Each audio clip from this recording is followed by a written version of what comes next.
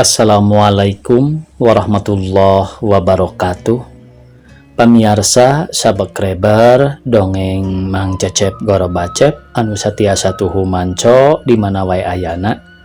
Dina dangat ayeuna alhamdulillah tiasa ngajomantara deui dina raraga midangkeun dongeng Sunda. Wengi kamari parantos rengse dongeng anu judulna Disampakeun Batu Nisan. Dina wengi ayeuna urang medar dongeng anu enggal judulna nyaeta Sirod Jelema Gaib. Ieu nu nganggitna Bapak Kasukarna dimedalkeun ku Saputra Bandung tahun 1868. Sate acan dipedar ieu dongengna urang doakeun heula kanggo ka pangarang, mudah-mudahan anjeunna nu tos aya di alam kuburna dipupuk ku rahmatna Gusti Nu Maha Suci, dicaang padangkeun, ditampi iman Islamna, teu hilap karundayan atanapi ka keturunanana, mudah-mudahan dipaparin kasehatan, diparekeun rezekina tur dibarokahkeun. Amin ya Allah ya robbal alamin. Kumaha cenah ya pamirsa, Sirod Jelema Gaib teh? Sumangga supados teu nyangkolong teuing kana waktos, wilujeng ngadangukeun.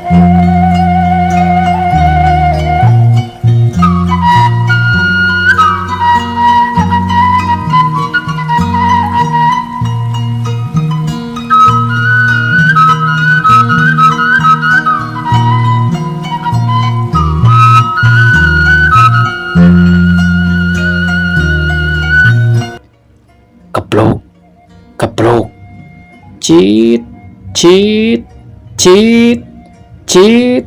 Kapinis pasuli brengan hibar lebah tangkaloa. Lobana kaliwat saking matak lieur anu neuleu matak bingung nu nuturkeun lamun neuleu eta manuk. Eukeur mah manuk loba katambah hibarna gancang suat seot putara-putara matak bariekeun pisan. Lebah dinya mata keeng sepi jempling rehe comrek jarang jalma nu ngaliwat lantaran geus kasohor dina eta tangkaloa. Loba pisan dedemitna cacakan ti beurang oge mun ngaliwat lebah dinya bulu punduk teh muringkak lantaran loba kareuwas loba kabejakeunana. Eta tangkaloa gede leuwih-leuwih ti caringin katambah sisi susukan anu caina teh herang leuwih-leuwih ti cinyusu. Eta susukan majuna ngaliwatan tangkaloa aya handapeun akarna anu waktu harita mah pinuh ku tangkal cariang. Lobana kabina-bina tepi ka mangrupa dungus. Ari eta akar loa anu ngajontor ka darat deket jalan niliwatan gedena kabina-bina. Lamun ku urang diukur geus moal nyalahan deui dikira sagede bedug, katambah-tambah nyeredong teu beda ti guha bae. Lamun urang hayang asup kana jero akar loa didinya bisa ngarasa aman mun gegelehan cukup keur dua jelema. Tapi kanyataanana dina jero akar loa loba orai rupa-rupa sakapeung siga pabelit lir belut dina tanggungan. Tah lamun waktu ti peuting eta orai teh laliar ting logodor ting lagadar matak hariwang nu lempang, orai belang meni belang, orai sapi meni hurik, matak hariwang ngalengkah sieun ditandasa orai. Nganda puguh manusa mah disagigireun nu sieun nuanian oge aya saperti hiji jajaka nu harita keur diuk dina hiji akar loa nu ngajontor kasusukan. Manehna eukeur ngalamun bari netep kasusukan anu caina ngagenyas herangna kabina-bina lamun dipake ngenteng teh tetela teu kasamaran. Horeng eta jajaka teh geus teu boga indung bapa didinya nu geulis pisan, teu boga pakasaban. Ukur mihapekeun beteung usahana nu bener mah sabab kaditu kadieu ngan saukur bunta bantu gawe tetep mah teboga ari kahayangna luhur pang harita di dinya ge manehna teh keur ngalamun nyambat-nyambat nu teu aya. Duh Nyai, kumaha akang akalna hayang laksana ka Nyai, kauntun tipung laksana katambang beas, daun awi dikuluban dipake mengketan beas, diserebut tang-tang angin, talung batin engkang kukuh kapelet kekeh terentas ngan saukur lang-lang lingling, batur engkang tang kalwa anu boh berang boh peting ka engkang ngahibur bae, mun berang engkang di dieu kabawakeun tiis hate digaronjak ditabehan ku manu kapinis rabeng reco kawasnita terus tong sieun samemeh panggih, sabab sanajan beunghar ge Nyai teh hiji awewe tangtu buru-buru milih keur pisalakieun Nyai. Ayeuna akang di dieu ngadon ngalamun teu puguh lilana kaliwat saking ayeuna geus waktuna rek nepungan diri Nyai. Loa kami tulungan mun nya maneh di dieu kamasuhur tempat nu sangat anu loba karamatna, cing kami gera tulungan rek nepungan hiji istri sangkan engke eta istri ka kami masing nyaheun anu leuwih ti bogohna, ceuk gerentas hatena si Rod anu harita netep cai susukan di handapeun tang kaloa. Sanggeus sasambat kitu mah jung si Rod harita nangtung sarta manehna nguliat bari terus lurat deret.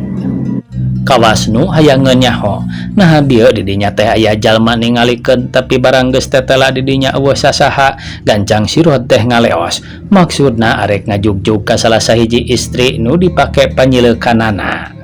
Asa kabeneran pisan harita poe moreret kalangkang geus katincak nandakeun geus manceran harita teh tengah poe budak angon keur tarembang. Bari numpakan mundingna tembangna diale-ale siga nu nikmat pisan ari si Rod mah ngagidig nyamperkeun nu kapi eling sugan harita kapanggih. Sangkaanana teu salah barang datang breh kadeule nu geulis keur moe pare atuh si Rod teh bungaheun katambah taya sasaha nu geulis ditiung sutra bari ngadaraikeun pare mata kabita nu ningali kairu teh ku tiungna komo mun ningal raraina piraku teu kaedanan sabab eta istri geulis jenenganana Nyi Epon. Demal naon Nyai, ceuk si Rod bari gek diuk dina tumpukan suluh anu harita meunang melahan nu moe pare ngalirik ngalieukna asa-asa lir ngareret wayang bae lamun ki dalang keur manggung ngigalkeun putri nu geulis. Atuh jang si Rod ngarenghap ngadak-ngadak samar rampa si tina bakat ningku gugup pedah nu geulis ningali manehna teh uyup ayap kuda kodokana saku kawas nu neangan bako. Geuning Kang si Rod, tas di mana akang teh? Jawab Nyi Epon bari nyusutan kesang dina buuk amis cawuna panaseun meureun sabab harita teh panon poe mani ngabetrak. Biasa bae akang mah lamun tas ulin sok terus ka dieu sugan patepung jeung Nyai. Cing, tas ulin ti mana akang dia teh? Gampil nengguh pangulinan akang mah. Moal salah deui ti dinya tahnya, jawab Nyi Epon bari nyamperkeun gek deui diuk dina tumpukan suluh. Kawas karesepna bae moekeun maneh teh. Ti dinya ti mana? Ceuk jang si Rod api-api teu ngarti. Ti sirah cai dina lebah tang kaloa, jawab Nyi Epon bari seuri. Wih, geuning bisaan nuguh Nyai mah. Guguru ti saha tiasa kitu. Ti akang bae anu ngawartosanana margi saban abdi ka sawah atanapi ka mana bae. Lamun ngalangkung ka dinya sok katinggal akang cindekul dina sirah cai. Damel naon atuh akang teh? Oh, kitu. Paingan atuh ari kitu mah. Ngan eta teh sanes sirah cai Nyai, tapi pangparatanana liang cai. Nah, kokocoran ti mana eta teh Kang? Ceuk Nyi Epon hayang nyaho. Barorah akang, nini buyut akang oge teu terangeun. Nyaho-nyaho geus kitu bae cenah. Aya oge nu terangeun, sok rupa-rupa kateranganna teh. Duka mana anu bener? Ari akang mah resep ningali cai jeung lawukna bae. Eta mah beunteur jeung tampele.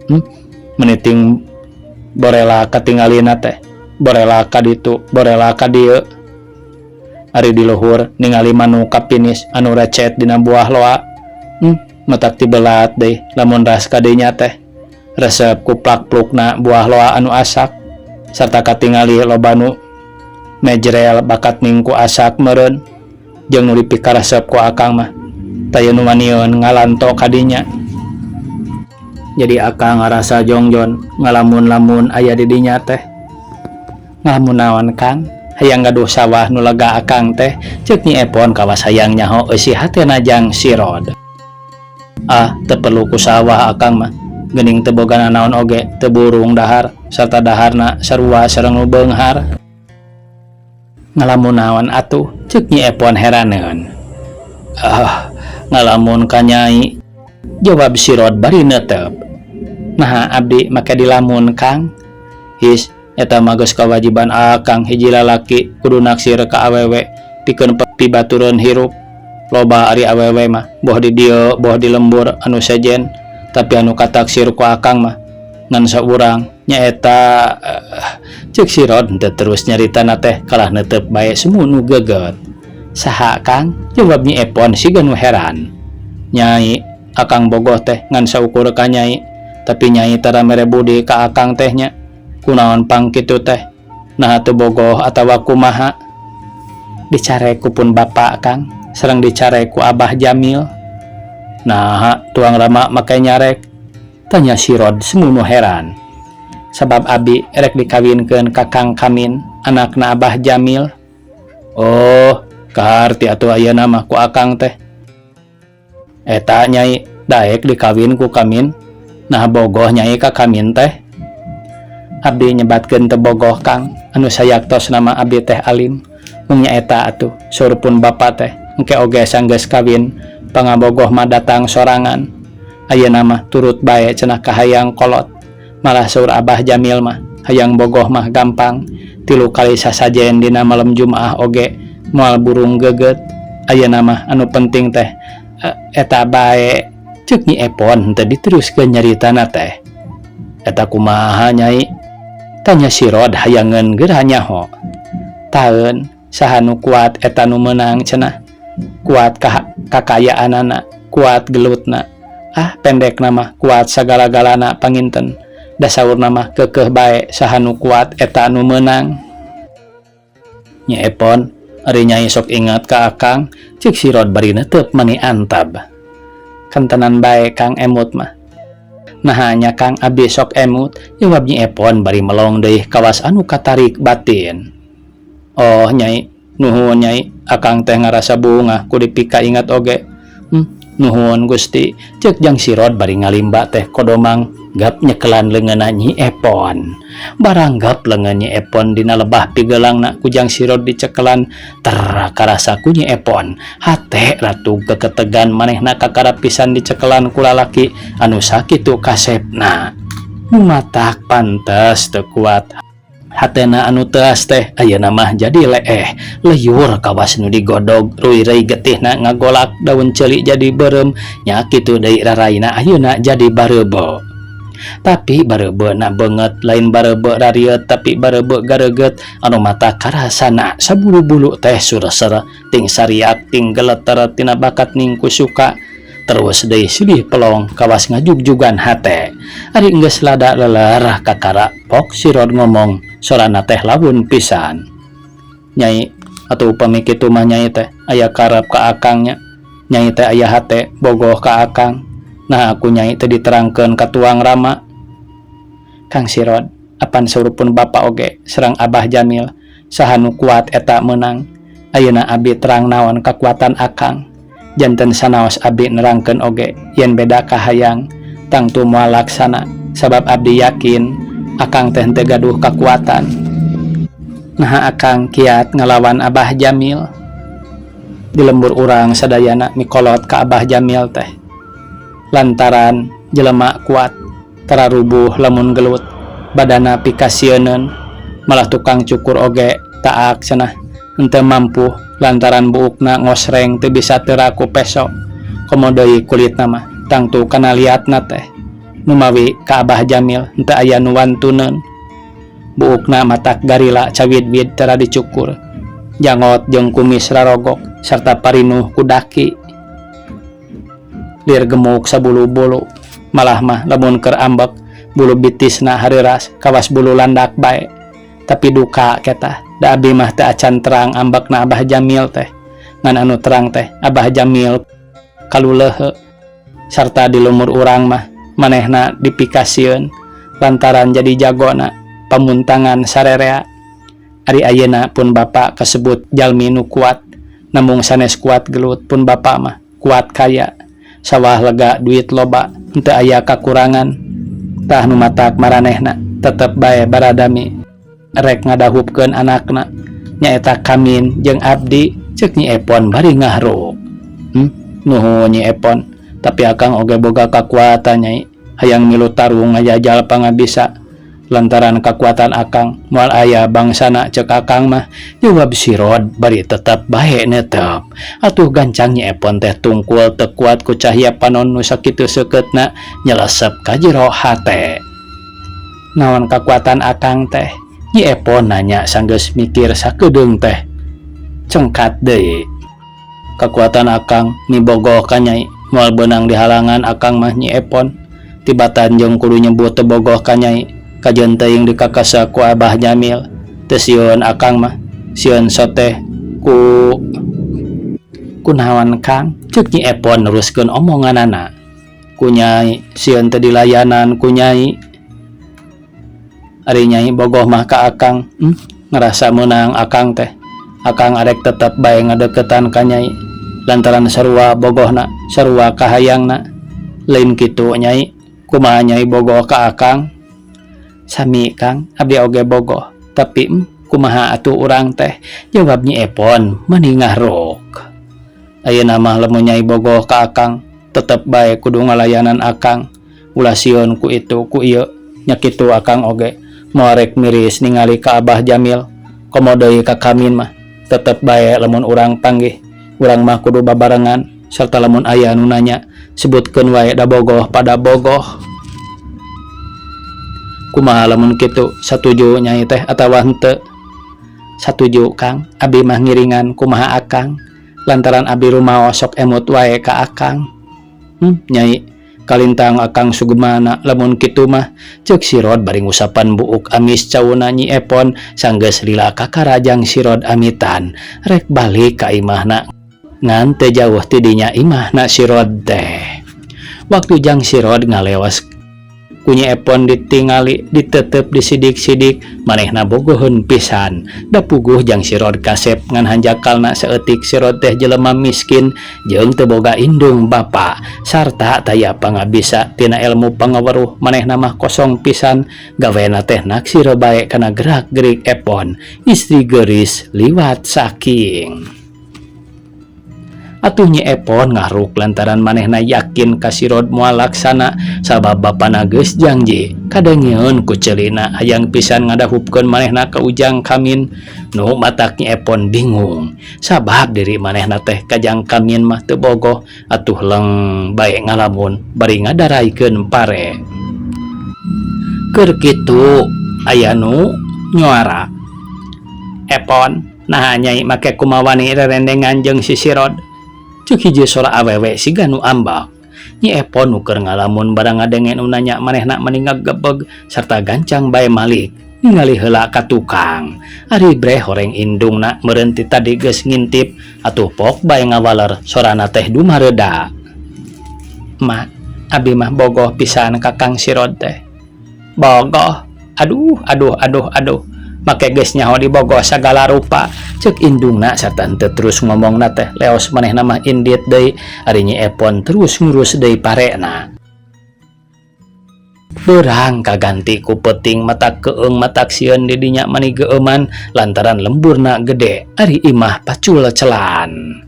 Ngan saukur wawelasan serta jarawuh paanggang matak hoream rumingkang mun kaluar sieun jurig anu geus kakoncara di kampung Dungus Cariang.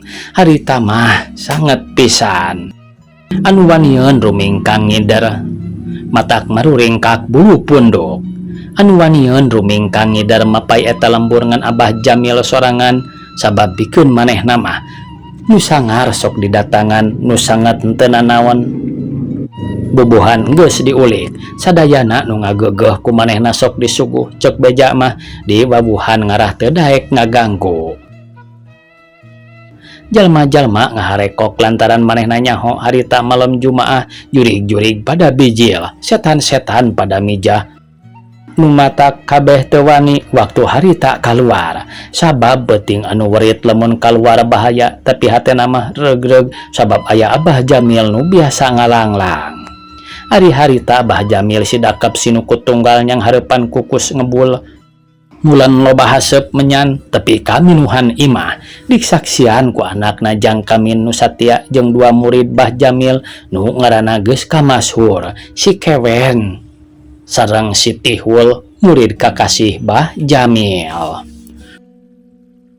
Kulisik Bah Jamil usik terus malik sarta neuteup kenutiluan sarila. Pok manehna teh nyarita, sorana mani ngagerem, kadengina mata keung kawas embah nu datang, kieu pok-pokanana teh.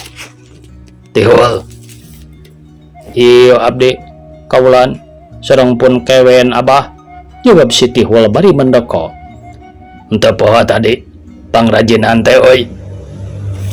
Henteu Abah, sadayana oge ku abdi sareng pun Kewen tos ditunda dina parantina anu dituduhkeun ku Abah teh. Nu hiji di Palih Kaler di handapun tangkal huni tempat panonoban Kunti, kaduana di Astana nu loba tangkal pisitan di riwung dapuran Awi tempat panonoban Aki nu geus nemahan pati, tempat pinuh tangkal karesepna ucing gede anu buntutna lalempay, ali di Sadang Ngahreng kajajaden Aki Dehem, katiluna dina loa anu tangkalna dihapit ku kamuning tedawenan jeung ku tangkal muncang teh ku abdi teh ditundana dina pangparatan cai anu harita ngabalong tempat Mbah lamun abdas nu ngageueuh ieu tempat mergi ceuk nu kawenehan di dinya teh hiji taman nu pinuh ku kekembangan serta balongna teh curcor lauk-lauk tinggareboy tempatna Sang Putri mandi. Ari anu kaopatna ku abdi teh ditundana di Kalapa Nenggang teh jauh ka ditu ka dieu nu aya di Palih Wetan tempat ulin budak buncir belenu henteu di baju gawena gugulayunan dina barang bang kalapa ceuk anu kawenehan mah eta budak buncireung teh ulina sorangan bae lamun aya jalma ganggu nyaho-nyaho geus belenu siga domba nu kababeng pae sapada harita. Sasajaen anu kalima ditunda di tempat urang kanggo Mbah Buyut Namru anu sok ngapi ngajaring kaputu-putu sadaya anu ngawasa daerah lalawak Dungus Cariang. Ti anu rek jail dengki ku Mbah Buyut Namru teh urang dijaring di aping.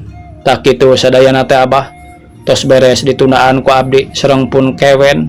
Ceuk si Tihul nyaritana teh imut pisan. Syukur Tihul, tah ayeuna urang langlang lembur teh euy. Mangga Abah, abdi ngiringan. Si Tihul ngajawab jeung si Kewen mani barang sarta jung maranehna oge narangtung. Kamin, mana kampak Abah ujang?